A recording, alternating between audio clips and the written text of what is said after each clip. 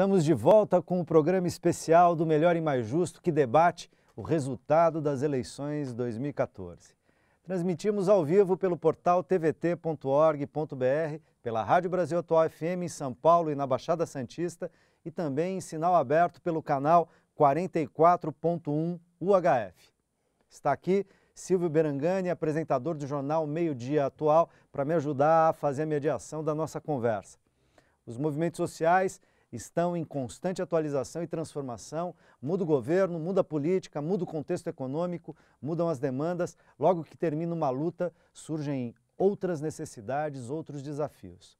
Para debater o papel dos movimentos sociais na atual cena política, estão aqui com a gente Raimundo Bonfim, coordenador geral da CMP, Central dos Movimentos Populares, Benedito Barbosa, o dito advogado e representante do Centro Gaspar Garcia de Direitos Humanos, e Vicentinho, deputado federal do PT, reeleito por 4º mandato consecutivo. Como analisar a vitória da presidenta Dilma Rousseff e sua relação com os movimentos sociais agora e nos próximos 4 anos? Dito. Bom, em primeiro lugar, manifestar aqui a alegria muito grande pela eleição da nossa companheira Dilma, dizer que a gente trabalhou muito para que ela pudesse, de fato, chegar a essa grande vitória, E nós que participamos também do encontro das periferias com a Dilma na segunda passada, então foi muito importante essa vitória. Mas passado o momento da vitória e alegria, chegou a hora das grandes questões, Então nós, dos movimentos populares, dos movimentos, eu que atuo mais com a tema da reforma urbana, do tema dos conflitos fundiários no Brasil, Um tema que para nós é candente, e é central dentro dessa disputa de agenda, porque haverá várias agendas em disputa, Tem a agenda da reforma tributária, nós vimos aí o debate anterior colocando o tema da reforma política, que para nós é um tema central, com certeza o Raimundo vai trazer para nós também aqui, o Vicentinho também essas questões, Eu queria colocar, especialmente para nós, o tema das cidades, da violência na cidade, o tema dos conflitos urbanos e dos conflitos fundiários, Nós que vivemos no momento em que o custo da terra nas grandes cidades é um tema que é central dentro dessa questão, dentro dessa agenda também, Especialmente o custo dos aluguéis, o avanço da especulação imobiliária, o tema dos despejos, Então nós vamos levar e temos que levar dentro dessa agenda, um processo intenso de mobilização, especialmente contra, vamos dizer assim, a especulação imobiliária na cidade, O tema que numa cidade que hoje, que aqui, principalmente em São Paulo, nas regiões metropolitanas, vive um processo intenso, de remoções de comunidades pobres, Especialmente as comunidades, por exemplo, que ocupam os imóveis vazios no centro da cidade. E falando disso, nós temos o próprio programa Minha Casa Minha Vida, que financiou cerca de 3 milhões de moradias, tem 3 milhões de moradias contratadas, Ainda não alcançou de uma forma mais intensa o tema das áreas centrais, considerando que o preço da terra nas grandes cidades, é muito alto, O financiamento, por exemplo, do programa Minha Casa Minha Vida, financia cerca de R$76 mil por unidade habitacional, e aqui no estado de São Paulo tem uma complementação do governo do estado de mais R$20 mil, alcançando R$96 mil por unidade habitacional. Enquanto, por exemplo, uma desapropriação de um imóvel no centro da cidade de São Paulo, somente, pegar um caso de uma ocupação no centro de São Paulo, por exemplo, lá no Prestes Maia, o custo da unidade na desapropriação, sem pensar em projeto e construção, custa hoje quase 300... reforma, fazer a reforma e tudo mais, quase R$300 mil a unidade, Isso é resultado da especulação, Dito? Resultado da especulação imobiliária, e também da não aplicação, por exemplo, dos instrumentos do Estatuto da Cidade sobre essas propriedades vazias da cidade. Nós fizemos uma luta, por exemplo, para implementar os planos diretores, para que a gente pudesse abaixar, por exemplo, o custo da terra e o custo desses imóveis vazios da cidade, Mas a aplicação e a implementação desses instrumentos é muito demorada. Então, nesse sentido, a gente quer e deseja, que o tema das áreas centrais, o tema das moradias em locais mais bem localizados, Claro que é evidente que é importante construir moradia nas periferias, porque é onde está a maior concentração de pessoas, mas é fundamental também pensar dentro dessa nova agenda sobre as cidades, como viabilizar casas de moradia de qualidade também em áreas mais bem Como localizadas na viabilizar, em cidade. última análise, no caso da moradia, mas não só dela, da mobilidade e tal, o direito à cidade, né? Claro. Que é uma coisa que a gente ainda precisa discutir muito. Antes de ouvir o Vicentinho ficou preso no trânsito, né? Já estaria com a gente aqui há mais tempo. Eu quero ouvir o Raimundo, porque depois a gente tem uma pauta, inclusive o Lino Bocchini, editor da Carta Capital Online, deixou uma pergunta encomendada para o Vicentinho, que eu vou repassar para ele. Então, antes de ouvi-lo, quero ouvir Raimundo, bem-vindo. Obrigado, Tuto. É um prazer estar aqui com vocês. Obrigado pelo convite. Mais uma vez eu volto aqui à nossa TVT, sempre debatendo as grandes causas dos trabalhadores do povo brasileiro.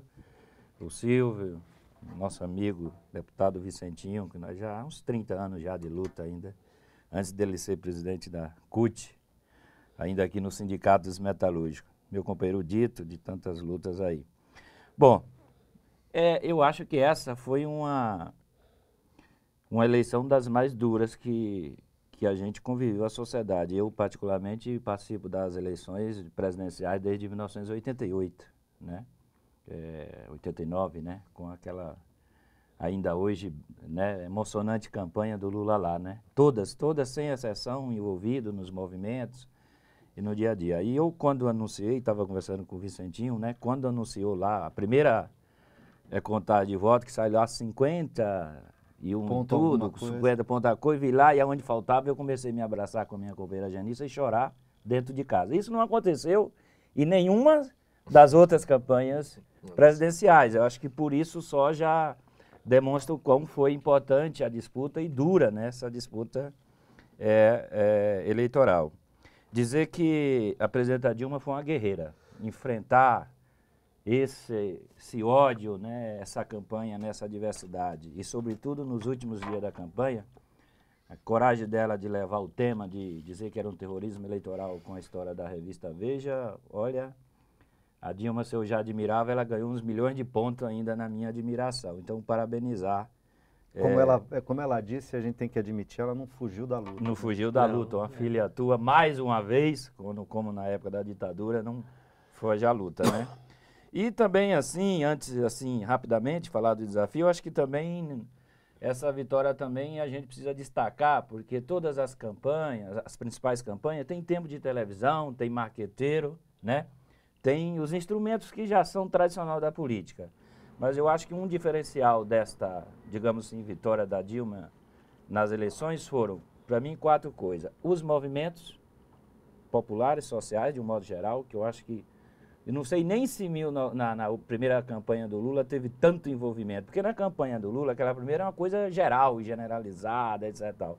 Depois daquela campanha, eu não vi tanto envolvimento como eu vi, acho que porque de certa maneira, naquela situação ainda tinha o inédito, era uma novidade, era uma novidade. Construção de uma possibilidade política. Né? Exatamente. A gente vive uma disputa real e acirrada. Então eu acho que nem naquela foi. De projetos de país. Os movimentos sociais tiveram um papel fundamental. A juventude, né? Juventude mais ligada aos setores médios, ainda não tivemos um envolvimento muito grande da juventude ligada mais à periferia, às classes mais populares, mas a juventude teve um papel fundamental. As redes sociais, né? E as mulheres, né? As mulheres foram, né? Porque, né, as mulheres sentem mais o que o Estado, né? A mulher se preocupa mais com a saúde, com a educação, que leva o filho na creche, na escola, a casa, né? Quer dizer, ela sente mais as políticas públicas do que os homens. Os homens têm uma cabeça maior, né, etc. Então, uma racionalidade, né? Racionalidade é tão fundamental. E o desafio é o seguinte, eu digo assim, vai ter mais relação do governo Dilma com os movimentos sociais e populares? É necessário ter. E eu diria, só terá se botar grandes pautas políticas na agenda. Se não colocar a reforma política, não vai ter o casamento com os movimentos populares. Daí então, agora, Raimundo, nós vamos perguntar para o líder do PT no Congresso Nacional, que é o líder do governo. Não, líder do PT na Câmara. Na Câmara. Camila Garcia Vieira, já emendando uma pergunta aqui, perguntando para o Vicentinho. Vicentinho, como os movimentos sociais podem dialogar com esse novo Congresso, que é visto como um dos mais, ou com mais conservador desde a ditadura? Isso é uma coisa. E a outra coisa, a gente sabe que no Congresso Nacional, e não só na Câmara, também no Senado, papel de aprovar uma reforma política, ainda que ela seja encaminhada e que a presidenta, como já declarou ontem, a reforma política como a mãe das reformas, vai jogar peso político para fazer essa reforma. Mas como fazer esse diálogo no Congresso e a partir da Câmara? Vicentinho, de novo, bem-vindo. Pois não, Tuto, muito obrigado pela oportunidade, obrigado aos nossos telespectadores.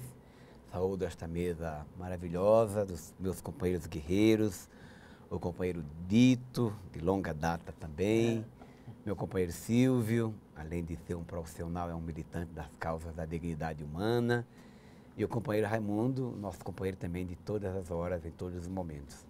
Na verdade, eu queria pedir desculpa porque eu cheguei atrasado mesmo. Cheguei por volta de 5h30, mais ou menos. Mas assisti aqui com meus amigos todos os blocos. Então, cheguei aqui, deu para ficar, e foi bom que eu fui fui me envolvendo com o debate, aquelas jovens, que coisa maravilhosa. Ouvir a avaliação daquelas jovens da Vicky e da Mariana. se referiram à questão do movimento da relação. Bem, respondendo à nossa telespectadora, de fato, e aí hoje de manhã na rádio eu dizia, de fato eu fico aqui me perguntando por que o movimento de junho não produziu melhores candidatos, não é? Quer dizer, nós tivemos aí um movimento tão importante, mas infelizmente do ponto de vista da cidadania, da visão progressista, da participação popular, da ética na política, a gente teve retrocessos profundos. Quer dizer, os estudos mostram que a Câmara está no patamar de 64, que dizem que foi um dos piores momentos. E isso implicará, já que estamos falando do movimento popular, que eu ajudei a fundar como militante da causa também, implicará na participação desse movimento permanente. Não só o movimento popular como nós conhecemos, mas também outros movimentos que também são populares, mas têm suas características, como o movimento sindical, o movimento estudantil, mas todos os movimentos. O Congresso precisa ser observado todos os dias e todas as horas. Vamos a um exemplo concreto. Nós estamos ameaçados de termos quebrado um decreto da presidenta Dilma que apenas aperfeiçoa a participação do movimento organizado no Poder Executivo. Não fere nenhum princípio da Constituição, cumpre uma determinação do artigo 1º da Constituição, como também a determinação da Carta de Direitos Humanos lá de São José da Costa Rica, quer dizer, aperfeiçoa, não fere em nada nenhum princípio, mas de birra, e infelizmente com o apoio de determinados deputados da base, eles insistiram em querer derrubar. Você está falando do PNPS, o Plano Nacional de Participação Social. Isso aí. Exatamente, é o decreto-lei que apresenta, agora com internet, que aperfeiçoa a participação, como nós temos aqui em São Bernardo do Campo, por exemplo, uma coisa muito boa, que é o orçamento participativo, e os conselhos existem para corroborar, para aproximar mais o poder da comunidade. Eu participo, o Luiz Marinho tem sido um grande expert, a nossa querida Nilza de Oliveira, que é a secretária do orçamento participativo, tem feito um trabalho belíssimo. Até recomendei que ela fizesse um livro para mostrar para o Brasil o que é importante a participação popular nesses espaços. Então, o governo federal fazer isso, quer dizer, aperfeiçoar, porque na verdade já temos conselhos há muito tempo. Então, é a primeira coisa que eu não sei o que é que o presidente da Câmara vai fazer. Espero que ele venha bem tranquilo, porque, lamentavelmente ele perdeu as eleições. Eu não digo lamentável, que seria hipocrisia da minha parte, já que eu apoiei o outro candidato. Apoiei a Fátima Bezerra e apoiei o outro candidato, meu partido apoiava o outro candidato. Mas que ele não venha com essa visão de revanche, né? Diante do resultado eleitoral. Eu espero que ele não venha, tomara que ele não venha. Né? A gente ganha, a gente perde, é assim mesmo, é natural na vida. Né? E na democracia, na democracia, né? Que hoje, graças a Deus, se consolida com a vitória da presidenta Dilma, uma vitória que, eu confesso, nos deixou muito emocionado e se eu fosse escrever alguma coisa, eu ia falar das 3 horas mais angustiantes que eu vivi, que foi ontem, das 5 da tarde às 8 da... Eu estou do país, né? Então, nunca vi o Acre ser tão chamada a atenção. Mostrou que o Acre existe, né? E, graças a Deus, o nosso partido ganhou lá também. Então, eu acho que, primeiro nós deveremos, isso é uma coisa que nós vamos fazer muitas reflexões, Mas o nosso governo, o meu governo, nós deveríamos cada vez mais ter uma relação muito afinada com o Congresso. Por que muito afinada com o Congresso? Porque com essa composição nova, nós temos que conversar, e conversar muito. O governo não decide nada sem o Congresso. Então, primeiro esta conversa, não queremos ir para o Congresso com o tom da briga. O povo tem que vir de qualquer maneira, vai ajudar profundamente. Mas se tivermos uma boa relação, se o governo tiver essa boa capacidade, eu quero ajudar muito nisso, no diálogo, mostrando que, independente de eleição, o que é importante é o projeto que vai ser apreciado, é a relação com o nosso povo. A presidenta Dilma falou muito ontem em diálogo, em união nacional, e quem sabe de tudo esse resultado a gente tenha muitas coisas boas. Então, o desafio para qualquer deputado é olhar o conteúdo do projeto, independente de onde veio, quem trouxe, quem apresentou, o que significará para a sociedade. É nisso que nós vamos apostar. E deixa eu fazer uma pergunta, eu não posso, senão o Lino vai ficar bravo com a gente, Claro, né, Silvio? por favor. Porque ele deixou uma encomenda aqui. A gente estava discutindo... Lino de onde? O Lino Bocchini, Ah, que é blogueiro e é o editor da Carta Capital Online. Sim, pois não. E ele falou, bom, vocês vão conversar com o Vicentinho agora, deixa a minha pergunta para ele. E a pergunta dele tinha a ver com a questão da regulação da mídia, da democratização da mídia e com uma questão do governo assumir mais claramente o apoio a essa pluralidade de vozes da mídia brasileira, na medida em que, ainda hoje, o governo brasileiro investe muito mais na chamada grande mídia e acaba ajudando a manter um pequeno grupo de vozes falando para muita gente, um grande grupo de vozes da sociedade brasileira calado ou com baixíssimo grau de possibilidade de comunicação, um pouco quebrado hoje, atualmente, é verdade, pela internet, mas em termos de comunicação de massas, projetos como o da TVT ainda são muito raros, infelizmente, né? Por exemplo... Olha, primeiro saudar o Lino e parabenizar todos os blogueiros desse país e todos aqueles que fizeram das redes sociais um mecanismo de defesa transparente, sem controle, não é? Sem o poder aliás, questionando a própria mídia, não é? Vocês viram que a gente conseguiu ver hoje pela mídia o que aconteceu na Paulista, dependesse da grande mídia, a gente não viria quase que nada. Aliás, até se manifestou de maneira bem consciente a respeito do papel da Rede Globo, né? E do papel dessa revista desacreditada, a revista Veja, que virou, na verdade, eu mudaria de nome, Veja PSDB, porque ela assumiu um partido de maneira desonesta, porque se tivesse assumido de maneira honesta, até que a gente questionava, né, porque é uma comunicação pública, mas não dessa maneira como foi feita, né? Então, eu acho que nós vamos ter que rediscutir. Primeira coisa, na Câmara está lá o direito de resposta, que é para ser votado, eu espero que seja esta semana. A segunda coisa importante foi a aprovação do plano Marco Civil da Internet, que se refere, inclusive, aos ataques e às agressões aos seres humanos, seja lá de qualquer partido, de qualquer grupo, de qualquer fonte. E terceiro, nós precisamos compreender que a concessão de rádio e televisão, ela é uma concessão pública.